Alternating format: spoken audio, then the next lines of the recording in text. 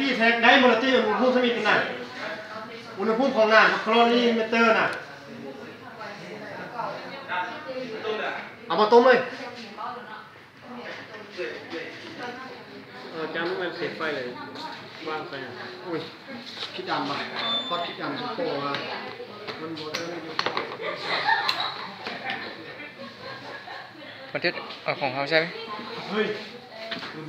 เอาอันแท็กนั้นบ้านนำกันได้จังเดี๋ยวในตอนนี้นี่เขาเอาตัวนี้ใช่เขาเอาจำเอานำ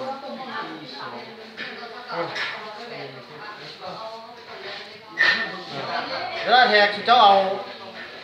เอาตัวแทกทีละอันก็ได้เนาะของผู้ใดก็ได้เอาอุณหภูมิจำชนิดแล้วก็แทกพอเขาจะแทกเอาที่ออกตัวนี้เลยค่อยๆเห็นทั้งนี้เลยใส่นี่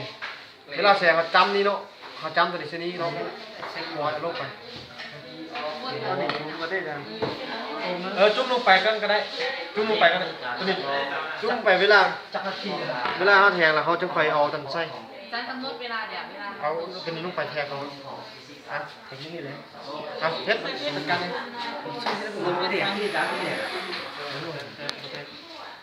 ซองห่อย300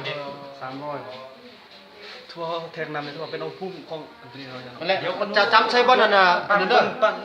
จำใช้ของนั่นเด้อลงเลยของวัตถุเลยเอาไม้มาคนมันมาก่อนเอาหุ่นท้ายนี่ได้ไหมเอาหุ่นไปเอาได้หุ่นท้ายไหม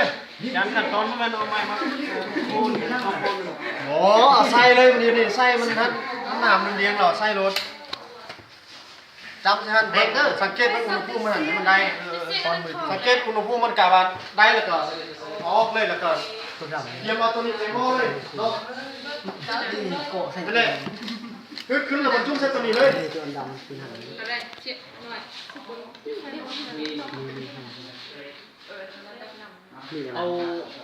อันนั้นมาแล้วแทงใส่ตัวนั้นเลยเด้อจับดีจับดีโอ้มันกูว่ายิ้มเลยสักหนึ่งเอาจุ่มถ้ามันดูดีมากนึงก็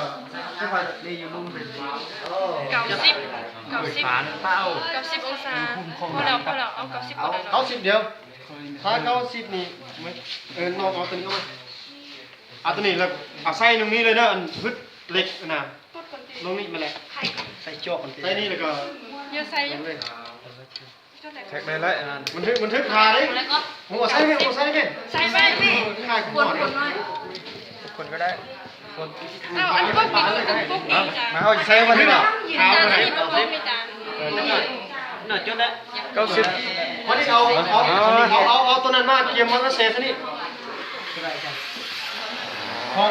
นั่นนะห้องเล็กนะบอกเอาอุณหภูมิมาแทงมารอดตัวนี้มันลงหรอบอกเอาตัวอื่นบ่ขึ้นหมดสิเอามา2อันมารอดเอามาเลยจะค่ะ